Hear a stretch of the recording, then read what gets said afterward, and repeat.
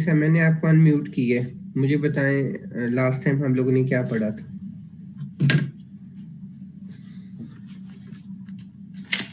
Sir BJT पढ़ा था हमने एज एन एम्पलीफायर तक ना, ये कंप्लीट हो गया था। अच्छा एक मिनट में बुक को ओपन करता हूँ। चैप्टर 4। ओके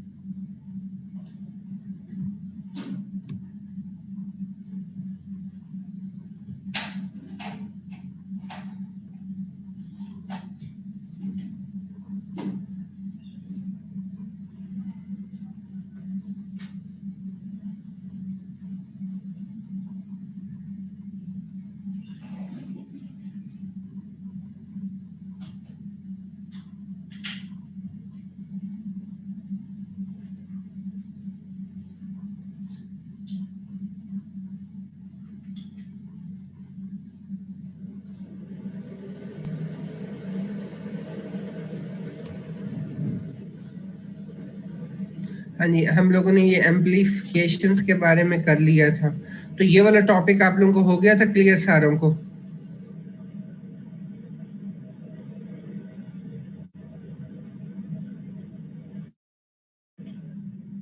जैसे यार मैं आपको भी करता हूँ।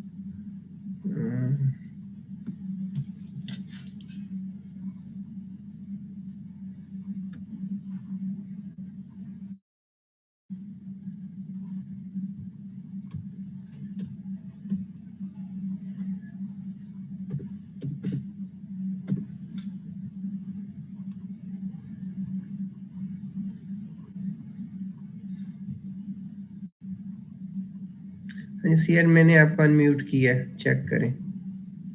Yes sir. अच्छा, ये जो मैंने आप लोगों के साथ टॉपिक स्क्रीन पे शेयर किया हुआ है, ये आप लोगों को क्लियर हो गया था? Yes sir.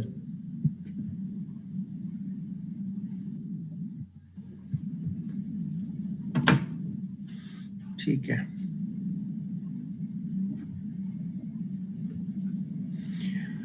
अच्छा, ये हमने इसको देखा कि how we can amplifier the signal by using transistor.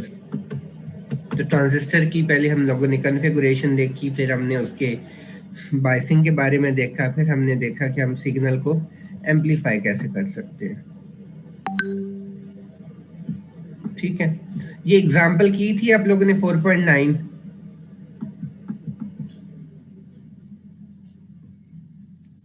CR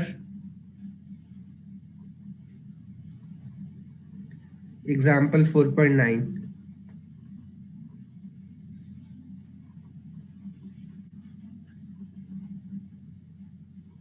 CR ji respond करें मुझे।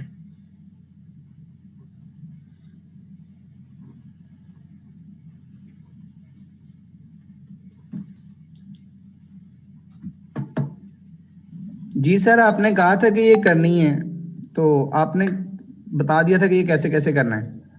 अच्छा, ये हो गई थी हमारी डिस्कशन।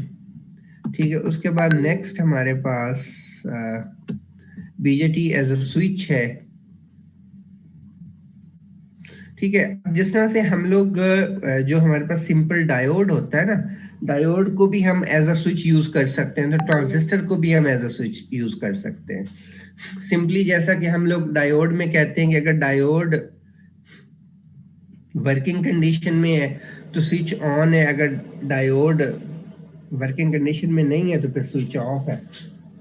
इसी तरह से अगर आपके पास ट्रांजिस्टर वर्किंग कंडीशन में है तो फिर हम लोग ये कहते हैं कि जो ट्रांजिस्टर है उसका स्विच ऑन है, अगर वर्किंग कंडीशन में नहीं है तो फिर हम कहते हैं कि उसका स्विच ऑफ है।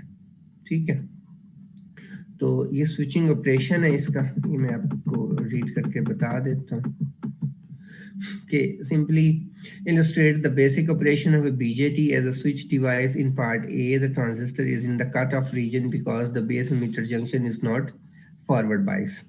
अब यहाँ पे सिंपली वही आपको बता रहा है, इस लाइन पे गौर करें कि the transistor is in cutoff region because the base emitter junction is not forward bias.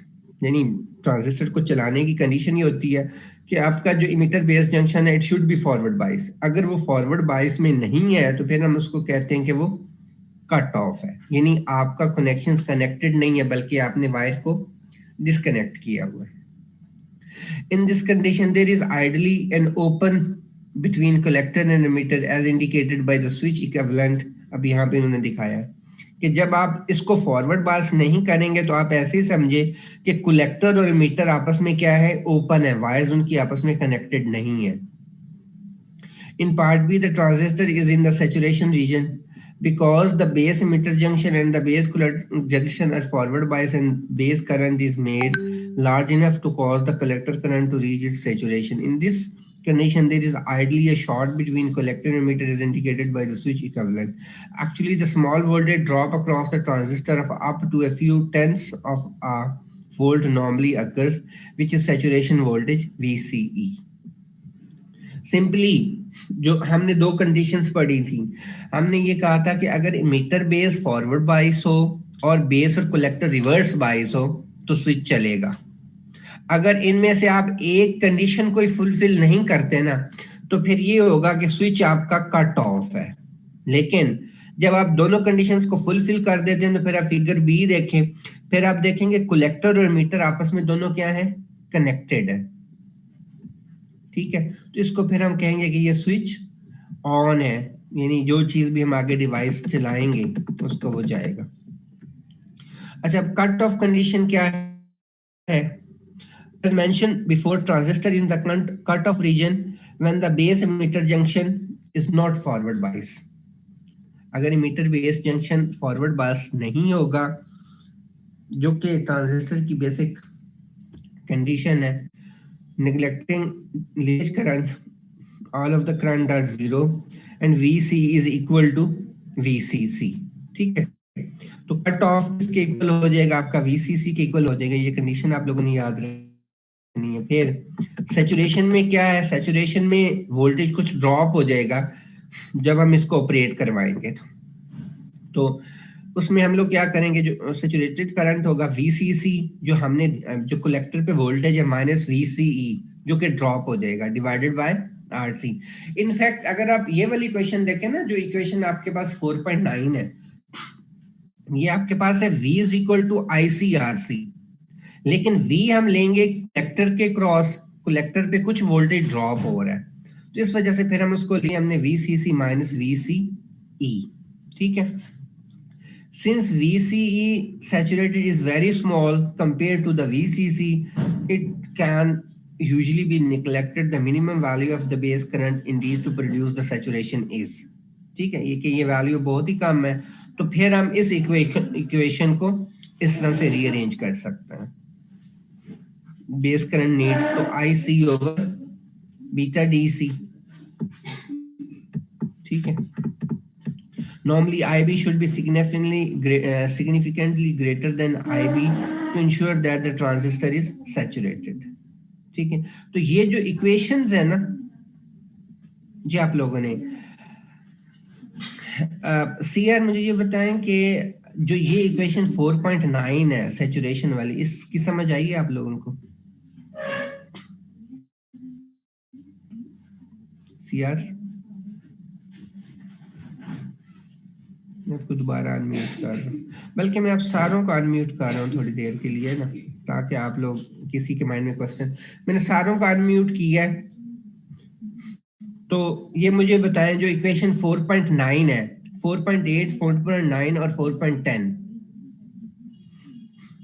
ये क्लियर है आप लोगों को? ये जो बीटा DC है ना, अगर आप इसको इधर क्रॉस मल्टीप्लाई करें तो ये IC ओवर IB आता है। ये फॉर्मूला ऑलरेडी हम लोगों ने देखा हुआ है ना, कि जो बीटा DC होता है वो collector current divided by base current होता है। तो जब हम IB की वैल्यू लिखेंगे तो जाहिर सी बात है फिर हम इनको क्रॉस मल्टीप्लाई कर देंगे, तो ये फिर IC ओवर बीटा DC हो जाएगा। तो ये मुझे तीन इक्वेशंस बताएं, 4.8, 4.9, 4.10, इनकी समझ आ गई ये कैसे लिखी गई है? हाँ जी, वालेकुम सलाम। हाँ जी, करें अपना क्वेश्चन।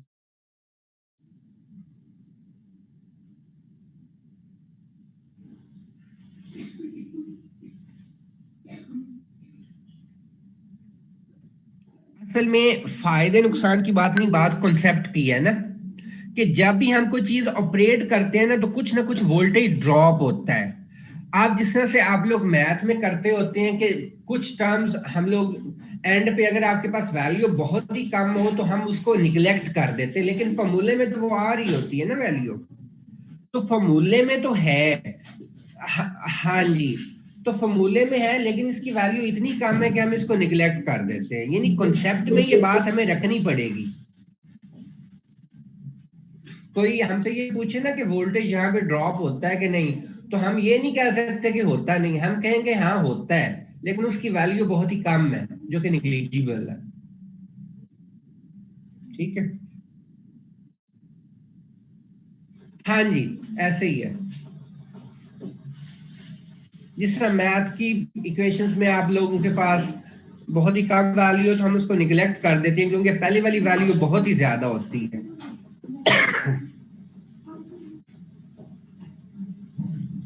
ठीक है, अब ये तीनों इक्वेशंस आप लोगों को आ गई हैं समझ।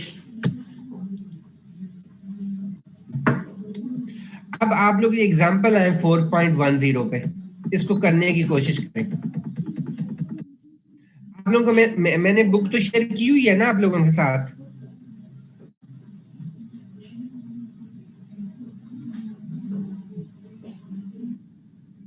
तो ये 4.10 एग्जांपल करें।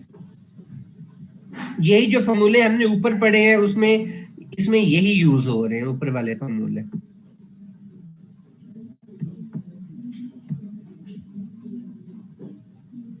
जल्दी जल्दी करें, फिर मैं आप लोगों को आगे करूंगा।